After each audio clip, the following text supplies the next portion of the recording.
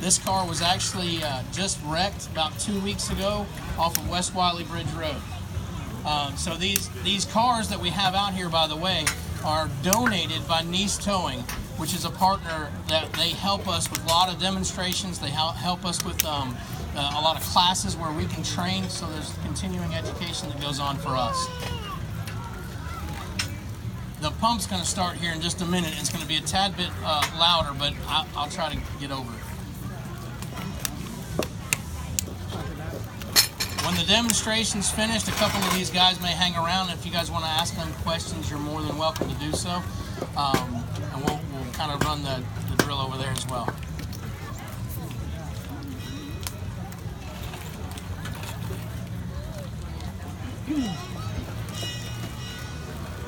On a car wreck scene, we do a lot of communicating that happens either on the way to the car wreck amongst ourselves inside the engine. They'll talk about assignments and who's doing what, and then they'll also be doing like communication to one another about what's happening. Yeah, go ahead.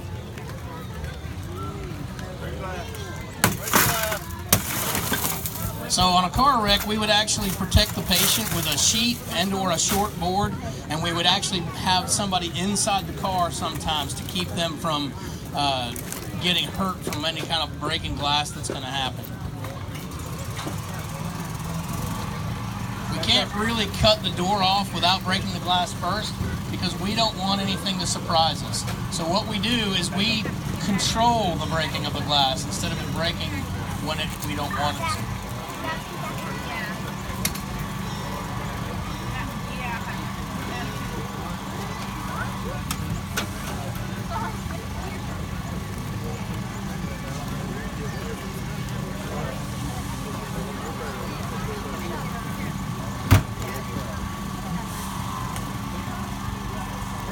There'll always be an officer or an acting officer in charge at the scene of a car wreck, and he's going to be the safety. He's not only going to be watching around the car to make sure it remains stable, but he's also going to be watching out that the guys aren't going to be cutting cords or if something hasn't been done that needs to be done. We also are very, very aware of the airbags that either have gone off or not, or still to go off. So we actually cut the battery cable on the car to where it doesn't have an opportunity to go off when we don't want it to. And sometimes when we're cutting on stuff, that actually is one of the things that is very dangerous for us.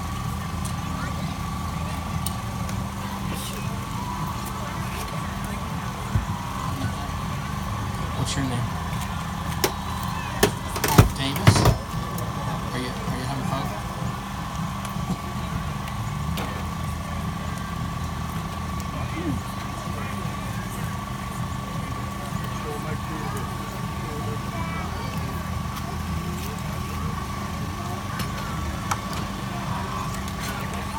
So a lot of times cars these days are made to crumble around the patient on the inside.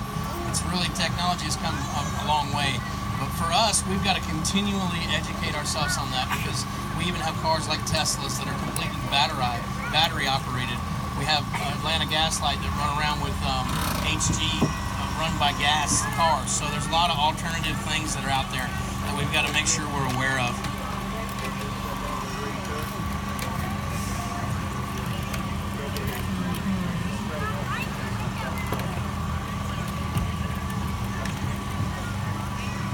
This car actually did roll a couple of times as well. So that's one of the reasons why you'll see the hood is actually, or the roof is actually crushed in.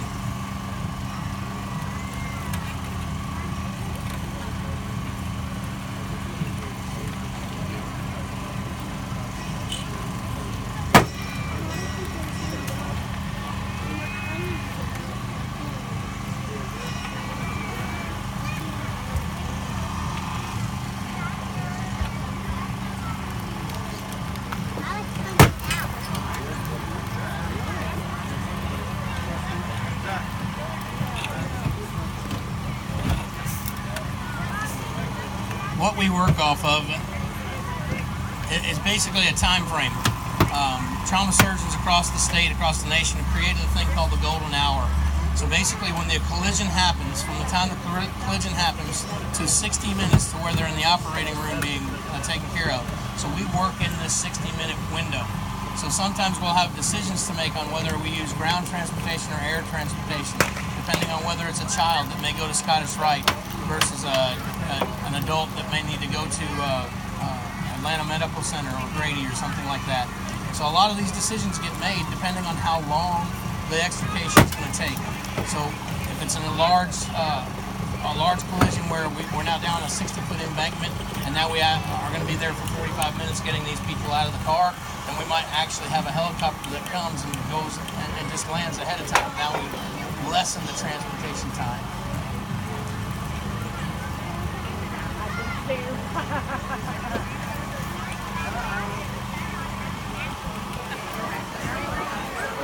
Thank you.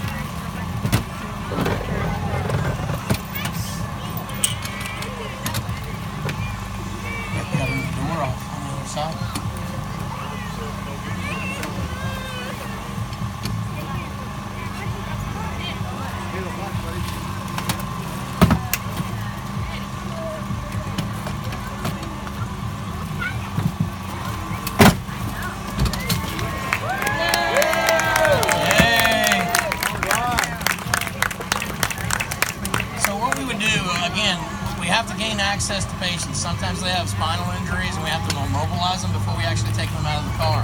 We don't want to create a bigger problem. So our goal is to stabilize scenes, whether it be medically or whether it be mechanically. So what might have to happen is there may be two patients that are in the back seat of this automobile and now there's not a four-door sedan to work with. So you might actually have to cut some of the door or the back of that B-post, which is what holds the door together. In the next demonstration, I don't know how long you guys are going to be here, but we're going to do another one at 1 o'clock, and we're actually going to cut the entire roof off of this car, too.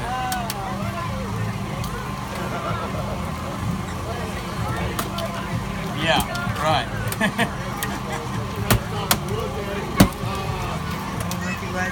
You doing it in your car?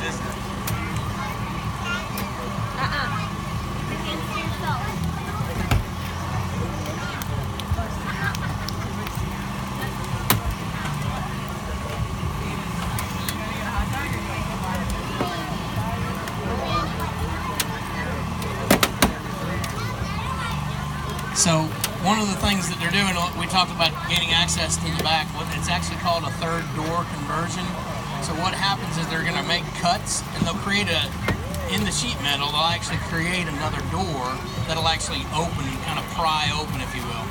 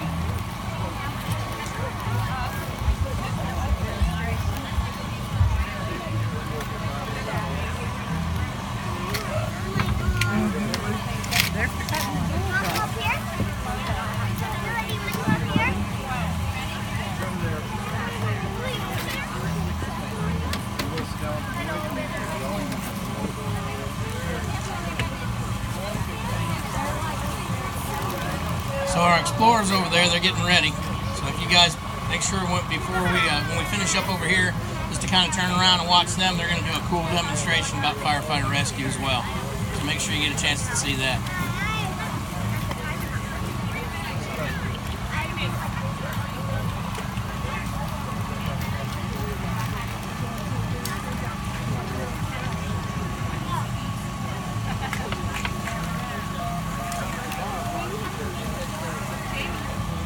I'm done. They're not doing it. Sit down, Russell. They're done. Look, Russell.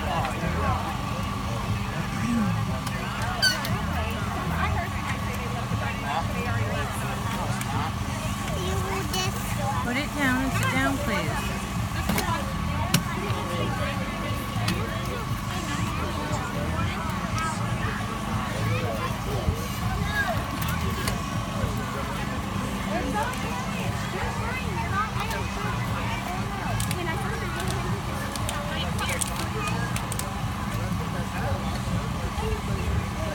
Is that your chip bag, Meredith?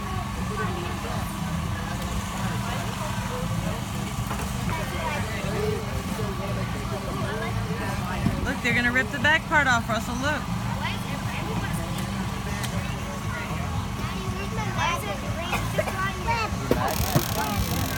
More reason not to buy a car like that if you have kids. They'd be in the back like that. Take 15 minutes to get to you. It's pretty interesting, isn't it? Yeah. So a lot of times the cars never really operate exactly like we want them to. So sometimes it takes a little while to actually maneuver and plan and think about what's going to happen. So we got to watch what's going on. It does take a little bit sometimes. All right, those guys over there are